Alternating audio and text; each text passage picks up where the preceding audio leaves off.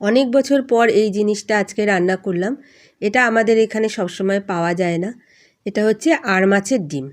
আর মাছের ডিমগুলো দেখতে অনেকটা কাচের গুলির মতো, আর থোকাটা অনেকটা আঙুরের থোকার মতো দেখতে। এগুলোকে প্রথমে ছাড়িয়ে নেব, তারপর ধুয়ে নিলাম। এবার জলে সিদ্ধ করে নেব। দিয়ে দিলাম নুন আর হলুদ।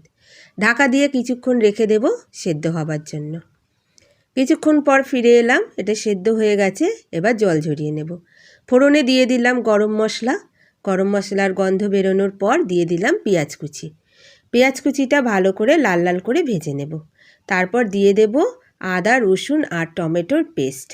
এটা ভালো করে নাড়াচাড়া করে নেব যতক্ষণ না পর্যন্ত কাঁচা গন্ধ যাচ্ছে।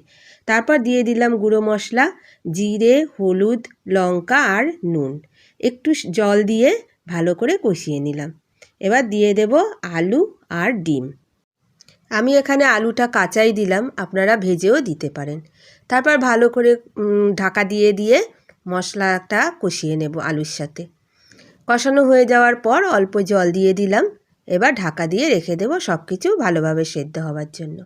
কিছুক্ষণ পর ফিরে এলাম, সব কিছু ভালোভাবে সেদ্ধ হয়ে গেছে। এবার ওপর থেকে ছড়িয়ে দিলাম গরম মশলা। এবার নামিয়ে নেব।